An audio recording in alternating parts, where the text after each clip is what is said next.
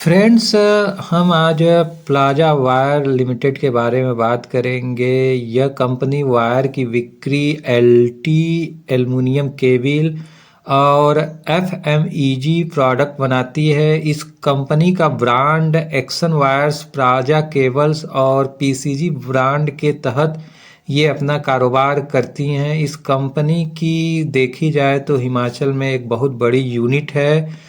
कारोबारी साल 21 में कंपनी ने हिमाचल प्रदेश स्थित इस यूनिट के लिए 7,902 स्क्वायर मीटर का जमीन अधिग्रहण किया था। एक रिपोर्ट की माने तो इस यूनिट में कंपनी 8,37,000 कॉयल और 8,700 किलोमीटर वायर उत्पादन की क्षमता को बढ़ाएगी। कंपनी के कारोबार को देखें तो कंपनी ठीक ठाक नज़र आती है। ये आईपीओ के जरिए अभी हाल में ही लिस्ट हुई थी और ये देखते देखते करीब 10 दिन में ही इन्वेस्टर का पैसा 2 से ढाई गुना कर दी थी। फ्रेंड्स, आपको यहाँ पे एक बात बताना ज़रूरी है कि इसे एएसएम कैटेगरी में रखा गया है क्योंकि इसमें अनबायस्ड एक्टिविटी होने लगी थी। इसे मैनिपुलेट किया गया था और ये लगातार अपर सर्किट में ऊपर जा रहा था, जिसके कारण ये 170 रुपये तक पहुंच गया था। वहीं अब देखें तो इस समय इसका भाव करीब 98 रुपये के आसपास चल रहा है। फ्रेंड्स, कंपनी के मार्केट कैप को देखें तो ये मात्र 433 करोड़ रुपए का मार्केट कैप है, जो कि इसको रिस्की की श्रेणी में रखता है।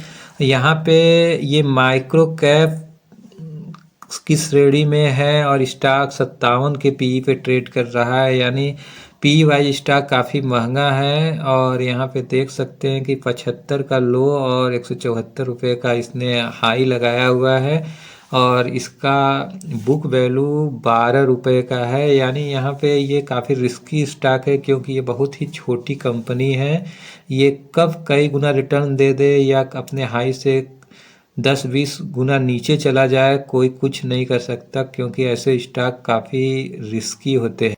वहीं रेवेन्यू फ्रॉम ऑपरेशन की बात करें तो ये 145 करोड़ रुपए से बढ़कर 176 करोड़ रुपए होता है और फिर बढ़कर 182 करोड़ रुपए हो जाता है। यानी रेवेन्यू फ्रॉम ऑपरेशन इनका इंक्रीजिंग ऑर्डर में है और रेवेन्यू फ्रॉम ऑपरेशन के आधार पे कंपनी को गुड कंसीडर किया जाएगा।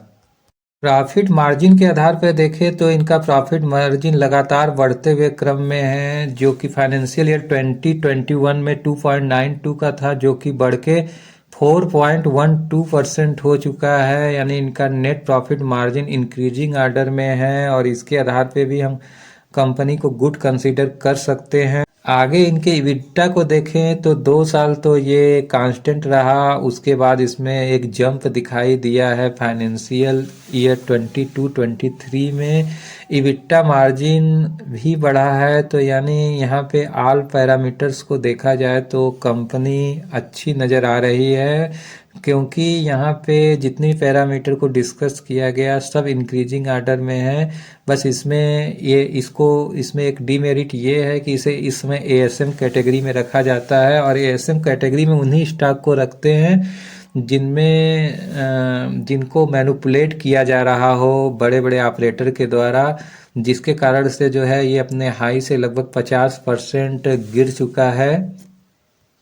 वहीं इनके अर्निंग रेशियो की बात करें तो फाइनेंशियल ईयर 20-21 में रिटर्न ऑन कैपिटल एम्प्लॉयड 11.62% का था, जबकि रिटर्न ऑन इक्विटी 10.75% की थी। और फाइनेंशियल ईयर 21-22 की बात करें तो रिटर्न ऑन कैपिटल एम्प्लॉयड बढ़ता ही गया, जो कि करीब 13.9 का था और रिटर्न ऑन इक्विटी 13.08 की थी। वहीं फाइनेंशियल ईयर 22 और 23 की बात करें तो ये फिर इंक्रीज हुआ और 15.57% का रिटर्न ऑन कैपिटल एम्प्लॉयड और रिटर्न ऑन इक्विटी की बात करें तो 14.15% रहा। यानी इनका अर्निंग रेशियो लगातार बढ़ते हुए क्रम में है। अर्निंग रेशियो के हिसाब से कहा जाए तो कंपनी गुड नज़र आती है।